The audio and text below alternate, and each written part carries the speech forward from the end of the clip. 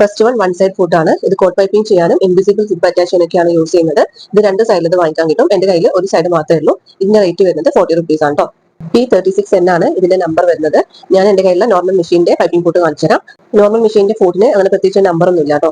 ഇതിന് 25 റുപ്പീസ് അങ്ങനെ ആയിരുന്നു. ഇതിന്റെ കയ്യിൽ രണ്ട് സൈഡിലുണ്ട്. ഇതുപോലെ രണ്ട് സൈഡിൽ യൂസ് ചെയ്യുന്ന പ്രഷർ ഫുഡുകളും നമുക്ക് വാങ്ങിക്കാൻ കിട്ടും.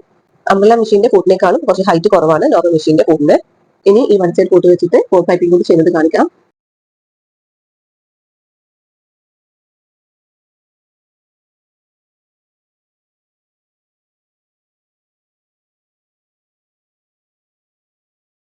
ഒരു ഇഞ്ച് വീതിയുള്ള ക്രോസ് പീസ് എടുത്തിട്ടുണ്ട്. എന്നിട്ട് അതിനുള്ളിലേക്ക് പൈപ്പിംഗ് ത്രെഡ് വെച്ച് കൊടുക്കാണ്.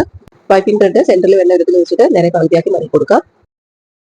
അപ്പൊ എന്റെ കയ്യിലുള്ളത് റൈറ്റ് സൈഡിൽ ഹോൾസുള്ള ഫുഡാണ്. അതുകൊണ്ട് ഞാൻ ഈ പൈപ്പിംഗ് ത്രെഡ് റൈറ്റ് സൈഡിൽ വരുന്ന വിധത്തിൽ വെച്ചിട്ടാണ് സ്റ്റിച്ച് ചെയ്യുന്നത്. ഈ ഫുഡിന്റെ ഹോൾ സൈഡിലാണോ വരുന്നത് ആ സൈഡിലാണ് ത്രെഡും വരേണ്ടത്. എന്നിട്ട് വളരെ അടുത്ത് വെച്ചിട്ട് നമുക്ക് അരികിലൂടെ സ്റ്റിച്ച് ചെയ്ത് പോവാം. സ്റ്റിച്ച് ചെയ്യുന്ന സമയത്ത് സ്റ്റിച്ച് ത്രെഡിൽ കയറാതെ ശ്രദ്ധിക്കണം.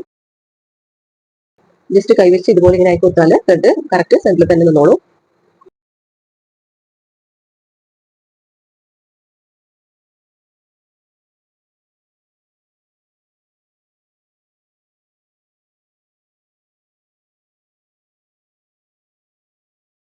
അങ്ങനെ ത്രെഡിന്റെ തൊട്ടരികിലൂടെ തന്നെ സ്റ്റിച്ച് ചെയ്തെടുക്കാൻ പറ്റിയിട്ടുണ്ട് കേട്ടോ.